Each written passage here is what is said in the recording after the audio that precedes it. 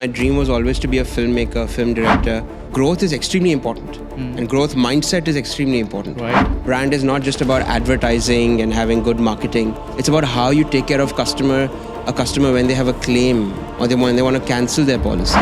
It's an inevitable truth that you will make bad decisions, but how do you learn from that? And how do you get better at decision making going forward? The top layer in the company, in any company, or the senior management or the senior executives are paid not to execute but to make right decisions. How do you make insurance cool for the youngsters? It's a nice pitch for VCs, lemonade, let's switch on and switch off insurance. Yeah. When you leave the house, you switch off your insurance like you switch off your light. I don't know about that.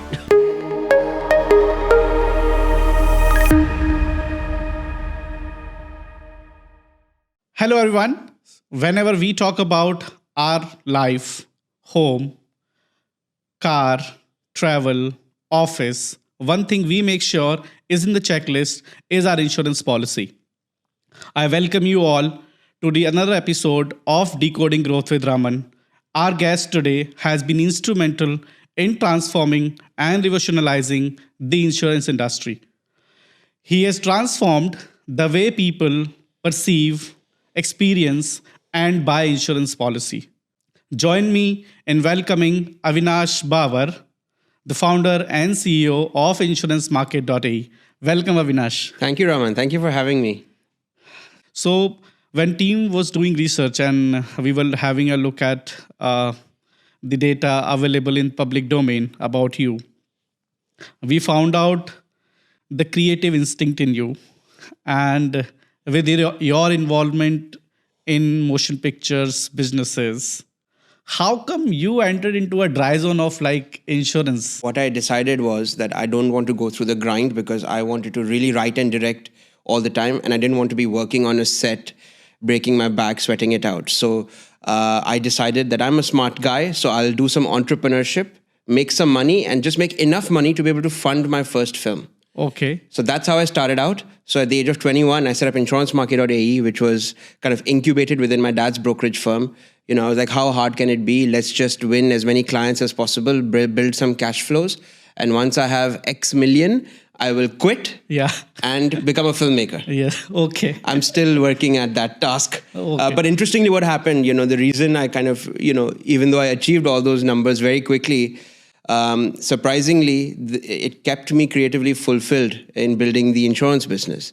And whilst on the outskirts, it looks like it's dry, when we got into it, we realized that it's actually very interesting and very fulfilling. Okay. So we actually kept at it. And now the urge to be a filmmaker isn't always that strong because I just feel very creatively fulfilled in what I'm doing. But that's not to say I don't want to do it, but maybe not. So we're going to figure out how creative insurance can be. Exactly. Okay. So you are at the helm of perhaps the largest online insurance marketplace here in UAE, and insurance, even the other financial products, would always need a human touch. People love to talk about it. People love to discuss about it. But you decided to take it completely digital. Right? So how the transformation, because when somebody is deciding on a business model and, your dad was already having a business and you thought, okay, you're sort of changing the industry norms. Yeah. So the decision wasn't necessarily to go digital. The decision was, okay, what can we do differently and what can we do to make it easier for clients in their journey towards buying insurance? And then everything that was available at our disposal was tools. So, first it was about client acquisition. But at the end of the day, if we found that clients wanted to come in and talk to us before buying a certain type of policy, we were very happy to do that. We were not VC funded that we have to show to an investor that, hey, look, we're disrupting something. For me, it was just about going with the flow and looking at what can I do from a customer experience perspective. It was a process of constant iteration. And inevitably, if you want to make things easier, you've got to use technology. And so that's how technology came into the play. It wasn't about tech for the sake of tech. For me, tech was serving the goal of delivering a better customer experience. Oh, got it. So you just touched upon the investor. And these days, we hear a word lot in, sort of funding winter, etc. And suddenly there's a buzzword around the profitability. So earlier people were funding for the scale, for the growth, but now as the investors have realized that the profitability is something which, and the unit economics is something which they would like to see. So what is your take on that? I think the context is important. So we are in a certain set of circumstances. We have a certain population that we serve here in the UAE. We have a certain level of buying behavior, certain level of adoption of technology, and certain amount of capital available to grow. Now, when you work with bad unit economics in a market that is huge, like the US or India or China, the case makes sense. Like, let SoftBank throw $100 million at something and let them figure it out. The unit economics can come later because your market size is humongous. Yeah. That model doesn't work here in the UAE. Okay. You're serving a much smaller population. So when you say UAE, would you consider the GCC? For that I would fact? say even the GCC for that matter, because if you think about it, the GCC as a market is actually quite fragmented. It's not really one market. Yeah. You cannot look at it in a homogeneous way. Right. Whereas largely speaking, the Western economies still operate more or less in a similar way. There are idiosyncrasies between, let's say, states or countries, but largely speaking, it's a similar type of economic environment. That's not quite the case in the GCC. Yeah. So when market sizing, you cannot just say GCC, I think. Okay. In my view, you got to look at UAE for what UAE is, a fragmented market, diverse market, transient market. More cosmopolitan, I would say. More cosmopolitan, more expats, more transient. Saudi is completely different. Kuwait is completely different. So in Saudi, you'll have to look at how do you serve the local population first instead of serving the expat first. Exactly. Cultures differ and so on. So I think the VC model of, running a consumer surplus business where let the consumer just have crazy amount of benefits for a long amount of time, and then eventually we'll figure out the model for the company. That doesn't quite work here. Okay. And that is why in my business as well, we've had so many new startups come in, be able to make the case contrary to what I'm saying, but then end up burning a lot of money and then not being able to raise more. Because once you have bad unit economics in a market like ours, converting that into good unit economics is a Herculean task. Almost, I would say, impossible. Growth is extremely important. And growth mindset is extremely important. Right. That's why we're here, right? We're decoding growth. Yes. It's extremely important. But that doesn't mean it has to come at the cost of bad unit economics. Okay. How do you deliver growth? Okay. It's not about burning money. It's about building a value proposition that has product market fit and then delivering growth through sound unit economics. So for me, growth is non-negotiable. You have to continue growing.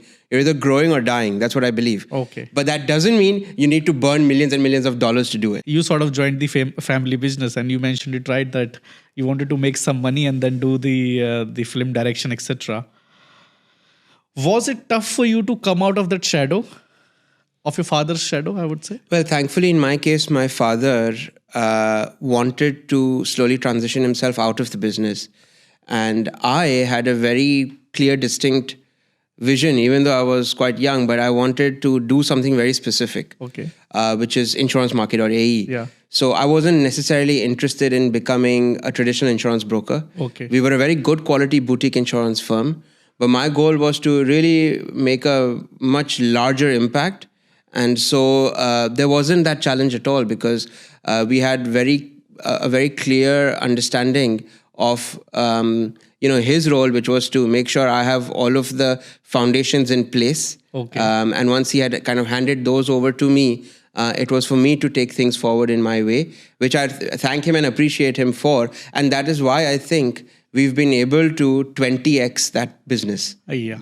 So the reason why I asked this question is because when we look at different markets, even here in UAE or the other GCC markets, because a lot of young entrepreneurs, they do not want to sort of continue their family businesses. They think that they want to start something there at their own. They don't want to carry that weight of their legacy or of their father's achievement on their shoulder. And hence, this becomes very difficult for them to figure out what is next. Yeah. So what is your take on that and how one should handle if somebody has a family business and, that has been into existence for a longer time, and when they come back from, after the education, etc., and when they're about to start their career. So what would you suggest?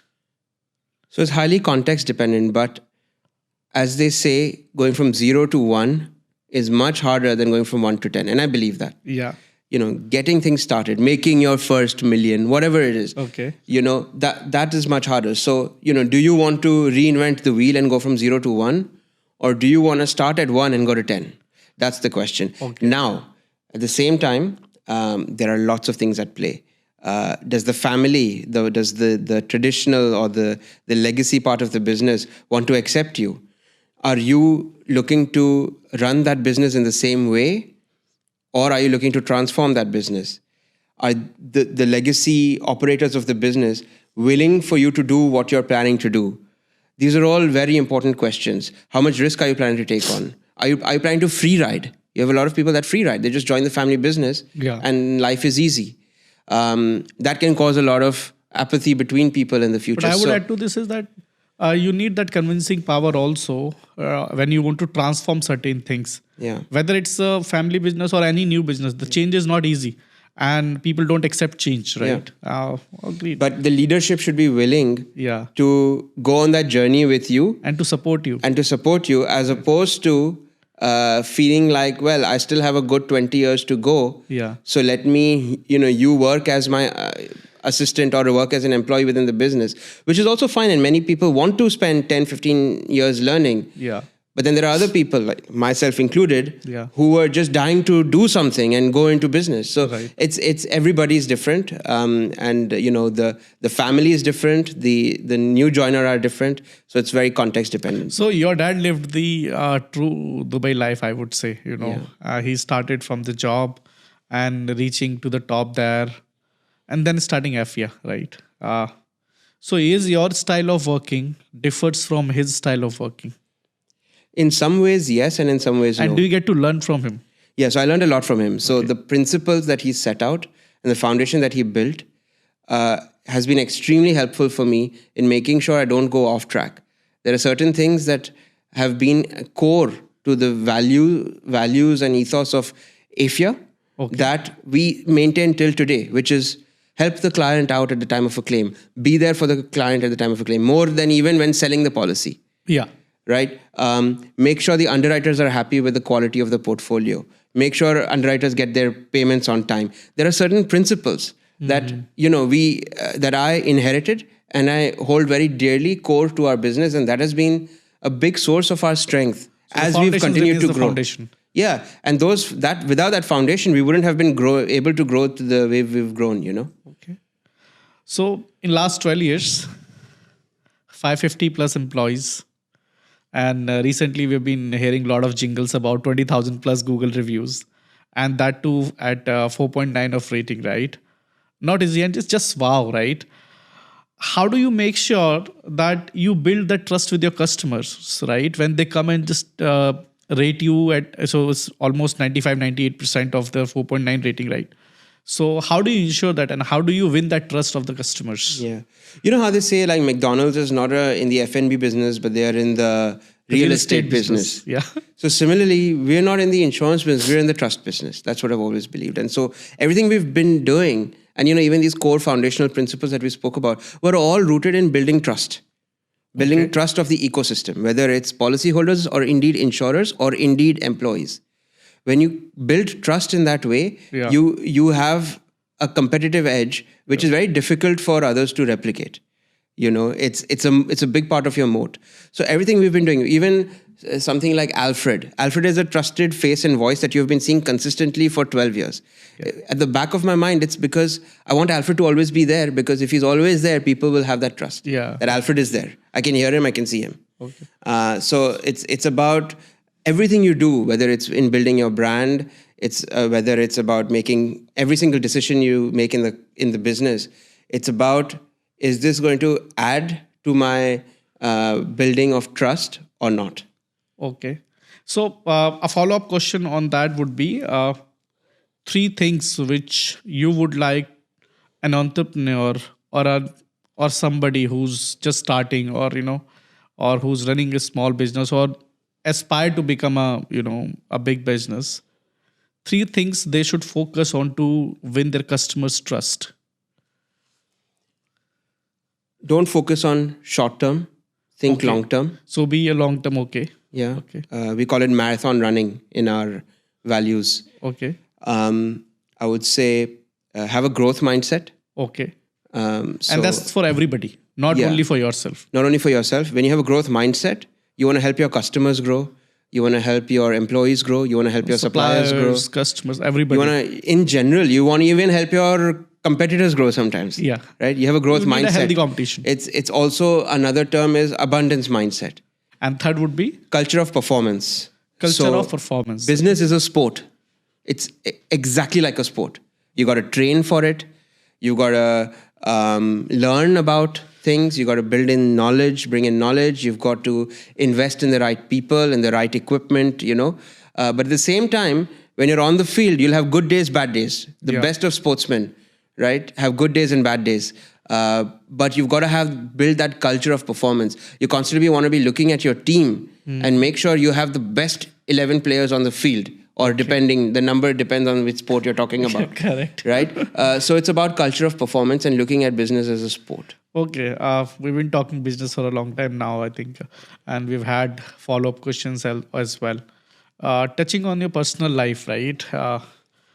So I think you've got 2 daughters. Yes, that's right. And similarly, I too also have 2 daughters. Awesome. So how do you spend your time with them, and what makes you happy at home?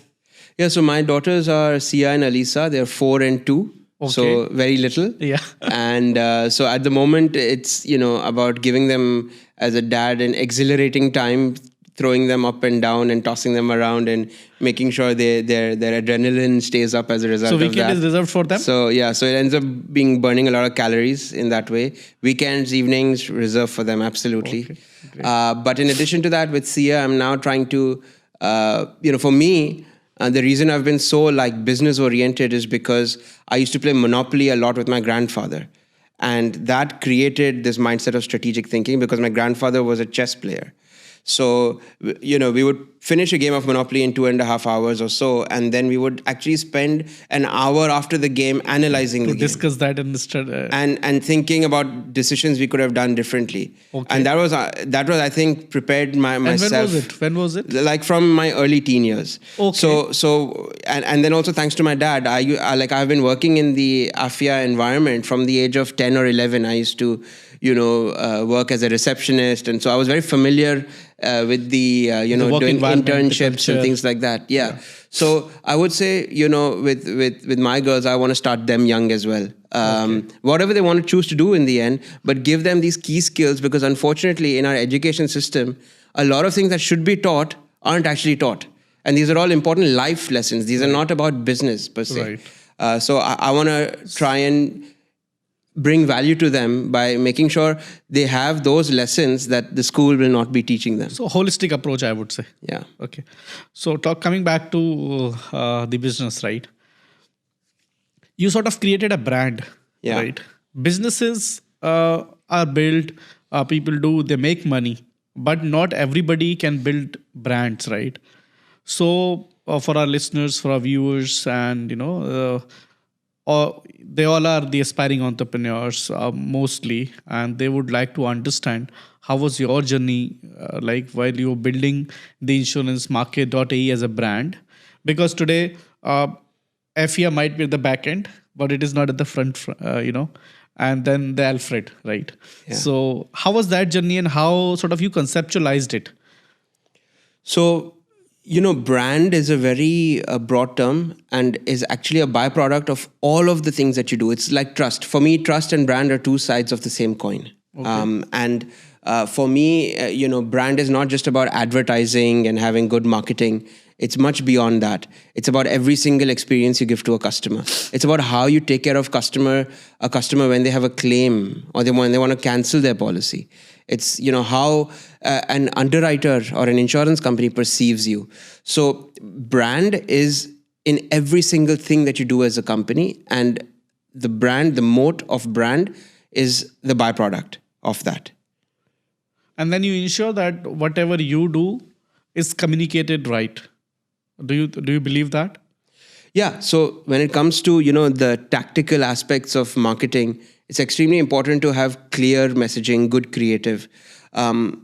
I'm sure you feel the same, but a lot of marketing that's around us is not really effective. Yeah, Like communication a is lot of the not clear. billboards that I see, I can't see their name properly. I don't know what they do. I don't know what the offering is. I don't know Right. what the value proposition is. Right. Can you, in an efficient and effective way, because again, you got to be effective and efficient because people don't have long attention spans. Right. So can you, in a very brief and quick way, Yeah. convey your value proposition, Right. and whilst making sure that that value proposition is something that the customer actually wants. It should have product market fit. So I'm sure you've reached to the heights and you're doing well, and you're serving people. But as an entrepreneur or as the front leader, you might be facing certain challenges, right? So if you would like to sort of share, and how do you overcome those challenges? Yeah. So in business, no matter how good you are, if you want to continue growing, you got to make fast decisions. That's a big part of being able to grow. If you're not going to be decisive, you're not going to be able to make progress. Now, with that comes the reality that from 10 decisions that you make, not all 10 will be master strokes. Yes. You will make probably 6 or 7 decisions wrong, but you only need to make 1 or 2 master stroke decisions Yes. in order to take you to the next level. So it's about decision making, and that's the challenging part. And not in making decisions, because I enjoy making quick decisions, but So it's in do you dealing with the believe in, consequences. failing fast? I do believe in failing fast, but no one wants to fail fast, right? So it's about dealing with the consequences of bad decisions, Right. Because it's an inevitable truth that you will make bad decisions. But how do you learn from that? And how do you get better at decision making going forward? I have a small concern around this fail fast and fail a lot culture, because are you really learning from that, one? And secondly, did you really give it your everything? Like when you create an MVP of anything, is it such a bad MVP that it doesn't work because it's a bad MVP? And if you would have put some more time into it, maybe it would have worked. Yeah. So true. so I think it It's needs to be contradictory, balanced a little bit, because otherwise it can go too far at the other end. So these days, right, no business today works without PPT model. We say that, which is people, processes, and the technology. So Nice. not the PowerPoint PPT, Yes. but the people, processes, and the technology. We've touched upon decision making quite a couple of times, right? And I was watching one of the clips of Jeff Bezos, and he said the top or the top layer in the company, in any company, or the senior management or the senior executives are paid not to execute but to make right decisions. So if you make every day one right decision, that's make things happen, right? So yeah, I agree with you. You must be hiring a lot of people, right? And you must be interacting a lot. When you hire somebody, it doesn't matter at which role, which position he is or she is. What one thing that you would look at and that would sort of be a deciding factor? Well, for us, it has become almost exclusive that we promote internally. Okay, So what we look at is what is their track record within the organization. cool. Yeah. So we generally hire freshers, Train them, or nurture them. or people with relatively lesser levels of experience. Okay. And then they start at the bottom. They work in administrative positions, or they work as advisors. Okay. And then they work their way up through the organization. Okay. This way, they get the magic element over Okay. time. And then after 3, 4, 5, 6, 7 years, they will probably reach a much more senior position, because we're a fast-growing company. 0 to 1 is a different journey, and you have different challenges when you're doing 0 to 1. Might be a setup challenge, might be figuring out the right product market fit, or doing right pivot. But journey from 1 to 10 is completely different. And when I say 1 to 10, it's more about scaling up, right? So when somebody is scaling up, what should they keep in their mind? Because they have come through a process where they have not seen these challenges earlier, and there will always be something new every day, right? So how one should keep up, with that pace and make it happen every day? Yeah. We touched upon this earlier, but sound unit economics are important. Okay. When you're in scale mode, you can risk ending up wasting a lot in the organization. You want to grow X percent, Yeah. so you may overhire, or you may make bad marketing decisions, but because you need to make more decisions. We also spoke about decision making, right? Right. So when you're growing faster, you're making even more decisions. Right. And so is your good decision hit rate Yeah. getting better, or is it going down? Right. Are you learning more quickly from the bad decisions? Right.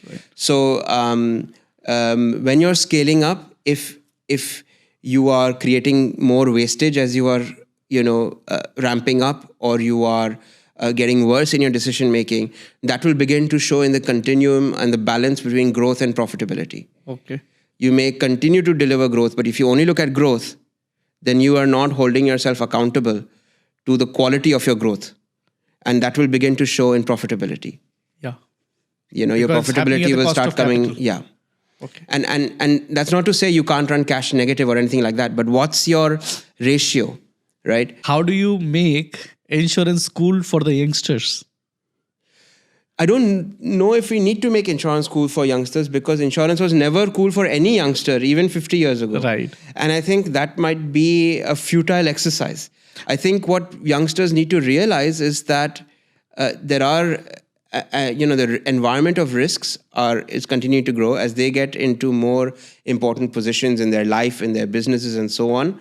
They need to make sure that they have appropriate cover. Okay. And the way we have achieved it is by staying top of mind. Okay. By constantly reminding people, whether it's on Virgin Radio or on Sheikh Zayed Road, Yeah. that insurance is there and it's required for your car, health, home, life, travel, business. Yes. Right? You need to think about insurance from many perspectives. So that's the strategy that we've adopted. Okay. But I don't know if anybody will be able to make insurance cool. It's a nice pitch for VCs, lemonade, let's switch on and switch off insurance. Yeah. When you leave the house, you switch off your insurance like you switch off your light. I don't know about that. So before I jump on my rapid fire questions, right, I would like to ask one more question to you. Avinash Babur at the age of 22 and now, how does it differs? I've learned a lot. And I think we're a lot more clear with our strategy. At the beginning, it was, do anything and everything, be everything to everybody. Okay. And now we've begun to realize that that's not the case, Okay. As they say, there are 3 things a business can be, but you can only choose 2. What are those 3 things? You can be fast, you can be good, or you can be cheap. Yes.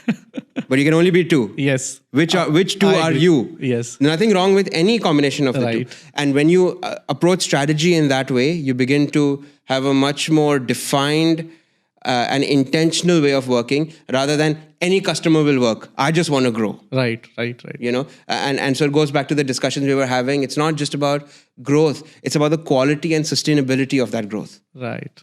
Learning shapes your thoughts and personalities. How do you keep your learning journey going on? And how do you keep yourself updated every day with the latest trend, with the latest technology? Because that's what you need to run your business in these days. For me, learning is extremely important.